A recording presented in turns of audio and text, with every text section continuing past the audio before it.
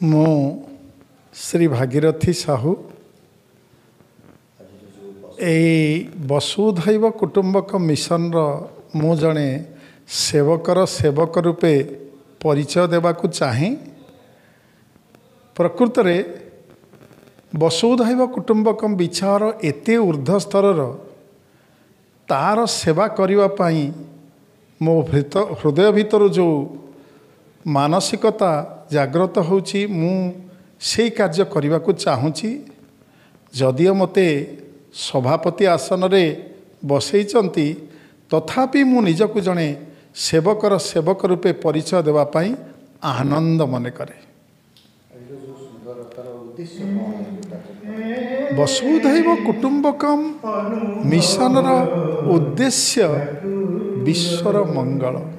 सृष्टिर मंगल, समष्टिर मंगल। ए विश्वरे विश्व प्रेम भाव, विश्व भातृत्व भाव जागृत हो यही विचार नहीं यही वसुधैव कुटुंबक मिशन आग को बढ़ी चली। मुझे डॉक्टर विद्युत प्रभा मिश्र, प्राध्यापिका ओडिया विभाग, नयागढ़ प्रजामंडल महिला महाविद्यालय। पिला माने एक्सीडेंट हो संध रास्ता रे गुड़िया गुड़ी हुआ फल लड़ई फल बहुत गाड़ी मोटर भांगुच, रास्ता अवरोध कर पिला माने स्कूल कॉलेज जावाक भयभीत कर। तेणु सब दृष्टि आखि आगे लगे आज वसुधैव कुटुंबकम तार 69तम अधिवेशन एक कर्मशाला रखी जो गोमाता सेवा सहित किभली भाव में आम गोशाला या से कौन कौन कनसेप्ट रहा दरकार जो मैंने विशेषज्ञ डाक्तर माने CDVO chief district veterinary officer से आमको किसी बाट बतेबे और कौली मध्यम गाई बलद को रखिले से सुस्थ वातावरण भितर रहीपर से विषय आलोचना कर आम आशा करूँ आगामी दिन में ये जो गोशालाटा हम ये निश्चित भाव कटक सहर पर आम कटक जिला एक बड़ पदक्षेप वसुधैव कुटुंबकम देती। तेणु ये कार्यक्रम आगे निश्चित रूप से गोटे भल कार्यक्रम हो आशा और विश्वास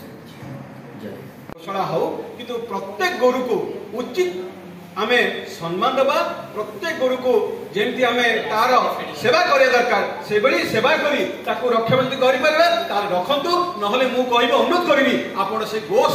सेवा ना रे गो को रखी ताको हंतसंत करी ताको कुटा न दे ताको जेतिकी सेवा करिया कथा सेवा न दे जदि आपण रखुचंती मु